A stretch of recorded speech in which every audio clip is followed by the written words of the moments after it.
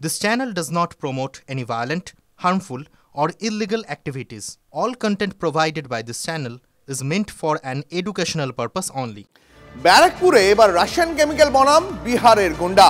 বিহার থেকে গ্যাংয়ে নিয়ে এসে জগদ্দলের তৃণমূল বিধায়ক সোমনাথ শ্যামকে খুনের চক্রান্ত করা হচ্ছে বলে চাঞ্চল্যকর অভিযোগ তুললেন ব্যারাকপুরের তৃণমূল সাংসদ পার্থ ভৌমিক। পুলিশ কমিশনারকে গোটা বিষয়টি জানিয়েছেন বলেও দাবি করেছেন পার্থ। আর সোমনাথ শ্যামের দাবি, ব্যারাকপুরে যেহেতু তিনি অর্জুন সিং এর পথের বাধা, তাই তাকে খুনের চক্রান্ত করা হচ্ছে। আমার কাছে খবর আছে যে সোমনাথ শ্যামকে মার্ডার করার জন্য বিহার থেকে একটা বড় গ্রুপ হায়ার করা হয়েছে সোমনাথ শ্যামকে যাতে মার্ডার করা যায়। আমি সোমনাথ শ্যামকে বলেছি একটা 164 করে রাখতে এবং পুলিশ কমিশনারকেও আমি জানিয়েছি। যদি সোমনাথ শ্যাম মারা যায় তাহলে আমি প্রকাশ্য ভাষায় বলছি এর পিছনে অর্জুন সিং দায়ী থাকবে। কিছু মানুষ আমাকে পথের থেকে সরিয়ে দিতে চাইছে, যাদের অসুবিধে হচ্ছে। প্রাক্তন সাংসদ অর্জুন, এছাড়া তো আর আমার কোনো শত্রু নেই আজকের দিনে।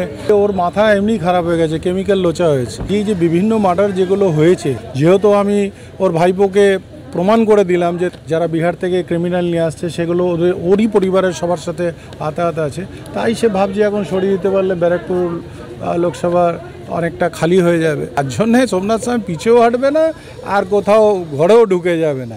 আগামী দিন বলেছি ওকে সুপ্রিম কোর্টে নিয়ে যাব, সুপ্রিম কোর্টেই নিয়ে যাব। কত বা স্টেট পুলিশ নিয়ে ঘুরছে, তাও ওর সন্দেহ অত ভয় পাচ্ছে কেন?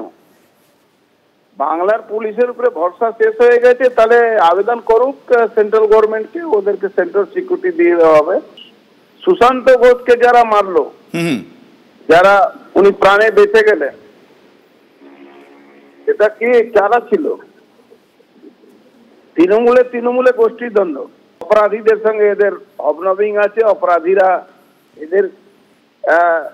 এদেরকে চমকায়, আবার এরা পুলিশকে দিয়ে অপরাধীদেরকে চমকায়। তার জন্য এইসব গল্প সাজাচ্ছে।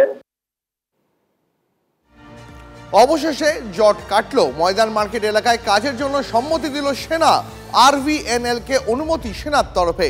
528 জন ব্যবসায়ীকে সরানো হচ্ছে কার্জন পার্কে। কলকাতা পুলিশের মাউন্টেন ক্লাব এবং প্রেস ক্লাব চত্বর থেকে শুরু হবে জোকা এসপ্ল্যানেড মেট্রো স্টেশন নির্মাণের কাজ।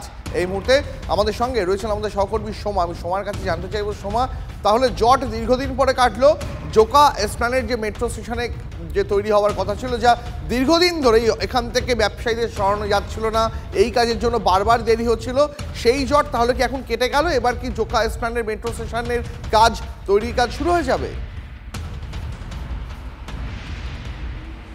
একেবারেই দেখো, এবার কিন্তু সেই কাজটা শুরু হবে।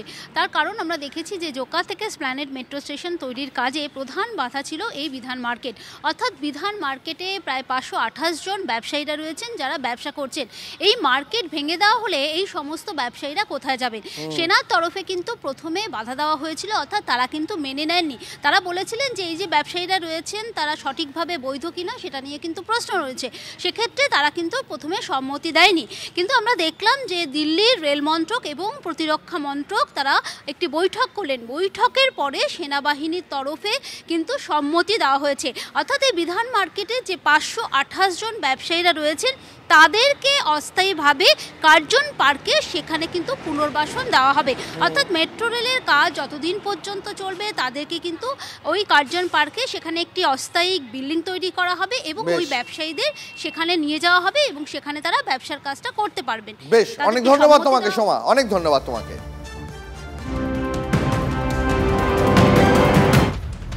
নজর রাখবো পরের খবরে। কলকাতা মেট্রোর অরেঞ্জ লাইনের কাজ আরও এগোলো। নিউ গড়িয়া থেকে এয়ারপোর্ট মেট্রো করিডোরের কাজ নির্দিষ্ট সময়ে শেষ হবে, আশাবাদী RVNL। EM বাইপাসে ক্রসিংয়ে 100 মিটার শূন্যস্থান অবশেষে পূরণ করলো RVNL। নজর রাখবো মর্মান্তিক একটি খবরে। বিয়ে করতে না পেরে মেয়ের বাবাকে কুপিয়ে খুনের অভিযোগ। বিয়ের পর টাকা নিয়ে চম্পট অভিযুক্ত যুবকের। ঘটনার পর থেকে পলাতক অভিযুক্ত ও তার পরিবার। অভিযোগ, গতকাল রাতে কাজ থেকে বাড়ি ফেরার পথে ব্যবসায়ী জব্বার মোল্লার ওপর হামলা চালায় নাজিম উদ্দিন মোল্লা। উনি হচ্ছে গিয়ে ওনার বড় মেয়ে বিয়ে দিয়েছে, ইনি হচ্ছে গিয়ে ও নাকি বিয়ে করে বলে নাকি ওই নাজিম উদ্দিন। তা হচ্ছে গিয়ে ওরা মেয়ে তো রাজি না, একতর ভাই মেয়ে তো রাজি না। এবারে উনি আছে ও বাড়ি হুমকি দিয়েছে, ও ঝাড়ক মার্ডার করবো। কে হুমকি দিয়েছে? নাজিমুদ্দিন। বিবাহ করে বলেছিল, আমি দেইনি, তাই আমার স্বামী দেয়নি বলে আমার স্বামীটি কুপকেছে। এই মুহূর্তে আমাদের সঙ্গে রয়েছেন আমাদের সহকর্মী দীপঙ্কর। দীপঙ্কর, বিয়ে করতে না পেরে মেয়ের বাবাকে কুপিয়ে খুন করে টাকা পয়সা নিয়ে পালানোর অভিযোগ, এখনো পর্যন্ত আর কি জানা যাচ্ছে? দেখো, পুলিশ গোটা ঘটনার তদন্ত শুরু করেছে, কিন্তু এই যে অভিযোগ পাওয়া যাচ্ছে তার মেয়েকে দীর্ঘদিন ধরে কথাবার্তা চলছিল বিয়ে করবে বলে, কিন্তু সেই বিয়ে করতে না পারায় মেয়ে রাজি ছিল না এবং পরিবারেরও বেশ কয়েকজন ছিল যারা রাজি ছিল না। এই নিয়ে বচসা তর্কাতর্কি বেশ কয়েক দফায় হয়েছে, কিন্তু গতকাল রাত্রিবেলা যখন বাড়িতে ফিরছিলেন ওই মেয়ের বাবা, তখন তাকে রেল লাইনের পাড়ে ধাক্কা মারে এবং তারপর তার গায়ে ধারালো আঘাত, অস্ত্র দিয়ে আঘাত করে, মাথায় আঘাত লাগে এবং ঘটনাস্থলে লুটিয়ে পড়ে। স্থানীয় মানুষজন হাসপাতালে নিয়ে যাওয়ার পথে তিনি মারা যান। এরপর গোটা ঘটনার তদন্ত শুরু করেছে মাটিয়া থানার পুলিশ এবং ওই অভিযুক্ত ব্যক্তিকে গ্রেপ্তার করেছে এবং একই সঙ্গে পুলিশ চেষ্টা করছে যে এই ঘটনায় আর কোনো কারণ আছে কিনা সেগুলো খতিয়ে দেখবে। বেশ, অনেক ধন্যবাদ তোমাকে দীপঙ্কর।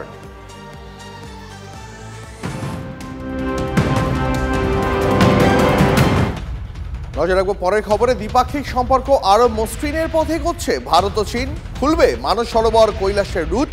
আলোচনায় ব্রাজিলের রিও ডি জেনেরোতে এক টেবিলে ভারত ও চীন।